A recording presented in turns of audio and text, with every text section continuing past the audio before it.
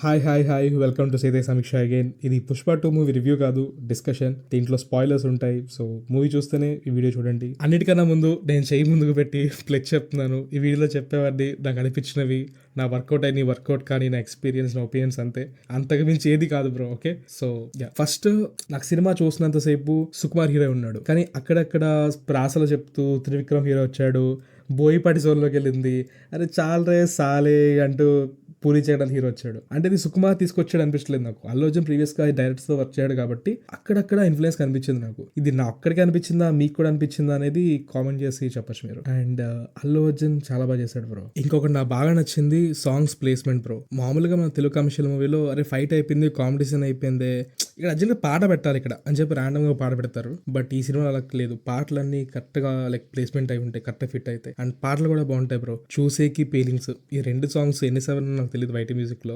బాబా కానీ కిసిక్ పాట నాకు అంత వర్కౌట్ కాలేదు.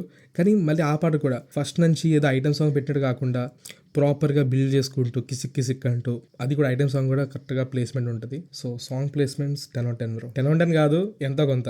మరి రేటింగ్లు వద్దులే. మళ్ళీ సినిమా మొత్తంలో నాకు వర్కౌట్ కానీ ఒక సీన్ అయినా ఉంది అంటే అది ఇదే బ్రో. నచ్చని సీన్ కూడా. పుష్ప పైన ఉంటాడు, షికావత్ సింగ్, అనసూయ, సునీల్ కింద ఉంటారు. నేను ఒక్కడనే ఫ్లేవర్ని కాదు, వీళ్ళు కూడా ఇద్దరు ఫ్లేవర్లే అని చెప్పి మొత్తం ముగ్గురు ఫ్లేవర్స్ అని చెప్తాడు. అది నాకు అస్సలు వర్కౌట్ కాలేదు బ్రో. ఎందుకు బ్రో అది? సినిమా మొత్తంలో ఒక సీన్ వేస్ట్ అయిపోయింది అనిపించింది అయితే ఇదే బ్రో నాకైతే. పుష్ప కార్ వచ్చి షికావత్ కార్ని గుర్తాడు కదా స్విమ్మింగ్ పూల్ దగ్గర, అది ఏ మూమెంట్ బ్రో. కానీ దాన్ని ర్యాండమ్ కట్ చేస్తారు. ఏమో ఉండుంటే బాగుండు బ్రో. అది మొత్తం సీన్ ప్రాపర్ గా, అది కొంచెం నాకు వేస్ట్ అయింది అనిపించింది. మూవీ మొత్తంలో నాకు బాగా వర్కౌట్ అయింది, నచ్చింది క్లైమాక్స్ బ్రో. బట్ ఇంటర్నెట్ లో చాలా మంది క్లైమాక్స్ వర్కౌట్ కాలేదు అండ్ చాలా మంది చాలా ఒపీనియన్స్ ఉన్నాయి. ఆ అన్ని ఒపీనియన్స్ మీద నా ఒపీనియన్ చెప్తా ఇప్పుడు.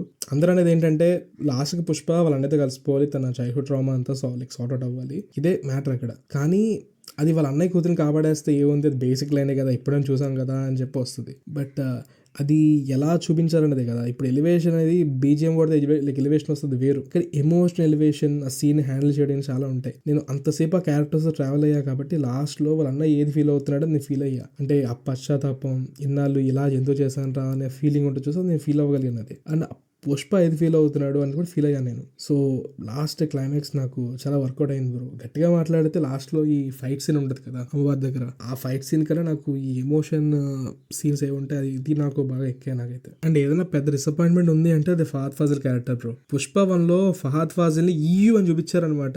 సెకండ్ హాఫ్ వచ్చేటప్పటికి, ఫస్ట్ హాఫ్ అంటే పుష్ప 1లో బాగా చూపించారంటున్నా, second half in the sense Pushpa 2లో కూడా ఫస్ట్ హాఫ్ లో కూడా ఇట్స్ ఓకే అని చెప్పి అంతా బాగానే ఉంటుంది. కానీ సెకండ్ హాఫ్ కి వచ్చేటప్పటికి లైక్ ఫహద్ ఫాజిల్ క్యారెక్టర్ అంతా డైల్యూట్ అయిపోద్ది. లైక్ ఏదేదో అయితే ఉంటుంది, ఏది సరిగ్గా కాదు. సో ఫహద్ ఫాజిల్ క్యారెక్టర్ ని ఇంకొంచెం స్ట్రాంగ్ విలన్ కింద పెట్టుంటే బాగుంది కదా అనిపించింది. అదొకటే బ్రో డిసప్పాయింట్మెంట్ సినిమా మొత్తానికి. సో ఓవరాల్ గా మూవీ అయితే నాకు నచ్చింది. సినిమా చూస్తున్న సేపు ఇది ఒక మినీ వెబ్ సిరీస్ చూస్తున్న ఫీలింగ్ అయితే వచ్చింది. లాగ్ అనట్లేదు, బాగుంది అంటున్నా. అండ్ ఇక్కడ నుంచి సీతయ్య సమీక్ష ఈ యూట్యూబ్ ఛానల్లో మూవీస్ గురించి డిస్కషన్ వీడియోస్ ఇంకా చాలా వస్తూ ఉంటాయి. So do subscribe.